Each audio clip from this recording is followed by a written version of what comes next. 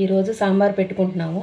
దానికి కావాల్సిన పదార్థాలు, దానికి కావాల్సిన కూరగాయలు: ఉల్లిపాయలు 2 తీసుకున్నాను, పచ్చిమిరకాయలు 5, టమాటాలు 2, క్యారెట్లు 2, సొరకాయ సగం ముక్క తీసుకున్నాను, ములక్కాయలు 2, కరివేపాకు, 1/2 కేజీ కందిపప్పు తీసుకున్నాను. కుక్కర్లో వేసి ఉడకబెట్టుకొని గిన్నెలోకి తీసుకున్నాను. మేము సాంబార్ చిక్కగా పెట్టుకుంటాను, అందుకు 1/2 కేజీ తీసుకున్నాను. పలుసుగా పెట్టుకోవాలనుకుంటే కొంచెం తక్కువ తీసుకోవచ్చు. స్టవ్ ఆన్ చేసి కుక్కర్ పెట్టుకున్నాను. కుక్కర్లోనే చేస్తున్నాను. ఆయిల్ నేను తాలింపు చేసేస్తాను, ఫస్టే తాలింపు చేసేస్తాను.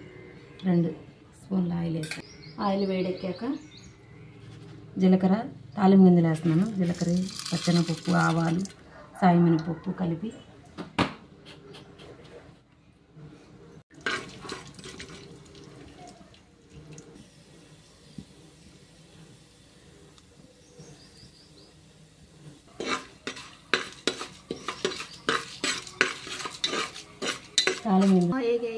కోసి పెట్టుకున్న కూరగాయలు ఒక్కొక్కటిగా వేసుకున్నాము. అందులో ఫస్ట్ ములక్కాయ ముక్కలు వేసుకోవాలి.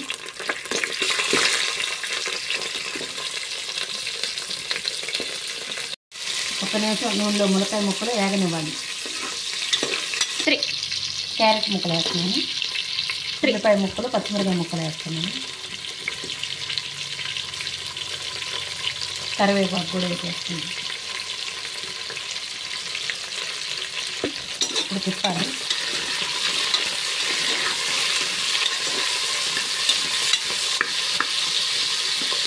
ఉల్లిపాయలు సన్నగా కాకుండా 3 ముక్కలుగా కట్ చేసుకుంటే పెద్దగా బాగుంటుంది.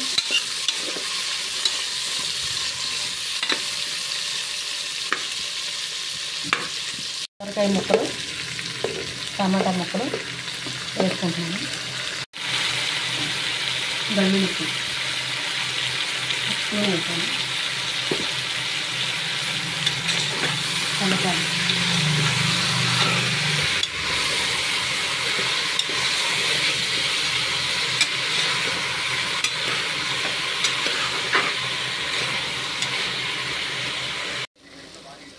మగ్గిపోయింది అన్ని ముక్కలన్నీ. ఇప్పుడు పసుపు వేసుకుంటున్నాను. వెల్లుల్లి పేస్ట్ 1 స్పూన్,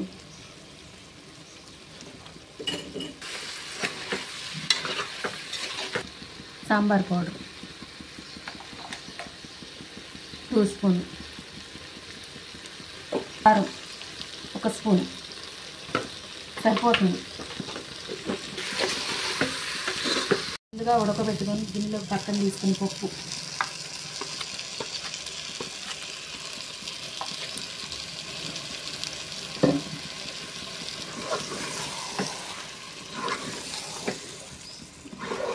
వేగనిచ్చాను ముక్కలతో పాటు. తర్వాత చింతపండు పులుసు పోసుకుంటాను.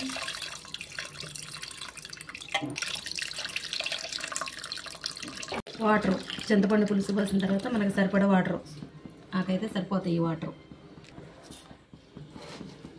నేను 1 స్పూన్ వేసాను కాబట్టి ఇప్పుడు 2 స్పూన్లు వేస్తున్నాను, సరిపోతాయి. కొత్తిమీర,